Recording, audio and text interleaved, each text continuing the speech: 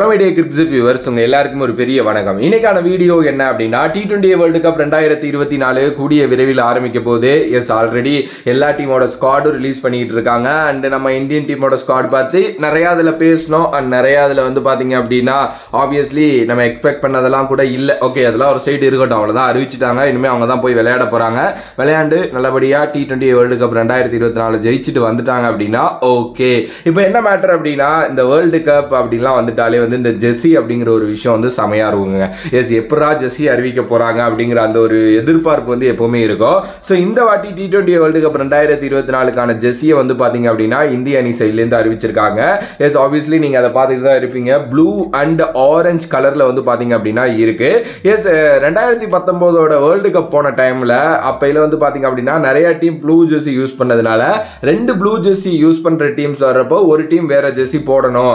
அது வந்து அவே டீமா இருந்தா ஓகே அப்படிங்கிற மாதிரி சொல்லியிருந்தாங்க இங்கிலாந்துல. ஸோ இங்கிலாண்டும் இந்தியாவும் ப்ளூ ஜெர்சி யூஸ் பண்ணப்போ அவே டீம் வந்து இந்தியாவா, ஸோ இந்தியா வந்து ஆரஞ்சு கலர் ஜெர்சி விளையாண்டாங்க.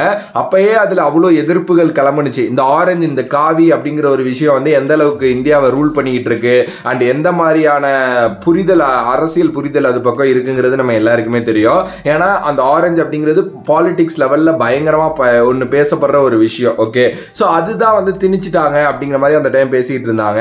ஆப்வியஸ்லி அதுக்கப்புறம் வேர்ல்டு கப்ஸ் வந்துச்சு, இன்னொரு வேர்ல்டு கப், அதுல எல்லாம் பெருசா இந்த கலரை நம்ம பார்க்கல. ஆனா இந்த வேர்ல்டு கப்புக்கு மறுபடியும் இந்த ஆரஞ்சு கலரை உள்ள கொண்டு போயிருக்காங்க. இதுக்கான எக்ஸ்பிளனேஷன் அவங்க என்ன கொடுத்துருக்காங்க அப்படின்னா, ஆப்வியஸ்லி 2 டிஃப்ரெண்ட் கலர்ஸ்ல போகணும்னு முடிவு பண்ணோம். அதுல இந்த ஆரஞ்சு அண்ட் ப்ளூவை யூஸ் பண்ணியிருக்கோம் நாங்க அப்படின்னு வந்து பாத்தீங்கன்னா சொல்லியிருக்காங்க. பட் இது எந்த அளவுக்கு அக்செப்ட் பண்ணிக்கிற மாதிரி இருக்கு அப்படிங்கிறது எனக்கே தெரியல.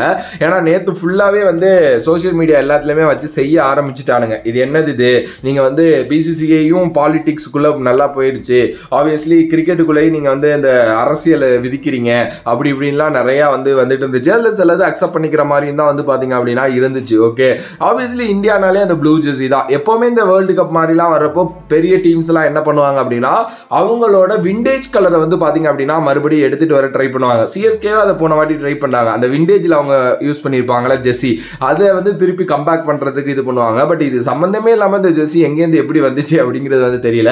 அண்ட் நிறைய பேருக்கு இந்த ஜெர்சி மேல பெருசா விருப்பமும் இல்லை. ஆப்வியஸ்லி எனக்குமே பெருசா இல்லை. ஏன்னா எனக்கு தெரிஞ்ச இந்த 2016 T20 வேர்ல்டு கப்புக்கு ஒரு ஜெர்சி யூஸ் பண்ணாங்க. அதுதான் பெஸ்டான T20 வேர்ல்டு கப் ஜெர்சி அப்படின்னு நான் சொல்லுவேன். ஆப்வியஸ்லி திருப்பி இவங்க கொஞ்சம் முன்னாடி போயிட்டு ஒருவேளை 2007 வேர்ல்டு கப்புக்கு யூஸ் பண்ண ஜெர்சி மாதிரியாவது எடுத்துட்டு வந்திருக்கலாம். பட் சம்பந்தமே இல்லாம எங்கேருந்தோ ஒரு ஜெர்சி எடுத்துட்டு வந்திருக்காங்க. மேபி இதுக்கு பின்னாடி என்ன இருக்கு அப்படிங்கிறது நமக்கு தெரியல. ஆப்வியஸ்லி ஆனா அகைன் அண்ட் அகைன் நான் சொல்றது, இந்தியாவுக்காக விளையாடுறாங்க, இந்தியாவை சப்போர்ட் பண்ணணும் அப்படின்னா அவங்களை சப்போர்ட் பண்ணி தான் ஆகணும். இதெல்லாம் கொஞ்சம் பொறுத்துக்கிட்டு தான் ஆகணும். பாப்பா என்ன நடக்க போகுது வேர்ல்டு கப்ல அப்படின்ட்டு. அண்ட் நிறைய பேர் ப்ரிடிக்ட் பண்ணியிருக்காங்க இந்தியா வந்து செமிஃபைனல் போறது கூட கஷ்டம், ஈவன் தோ இந்த லீக்ஸ் அடிச்சு தாண்டிடுவாங்க, அதுக்கப்புறம் ரொம்ப கஷ்டம் அப்படிங்கிற மாதிரிலாம் சொல்லியிருக்காங்க.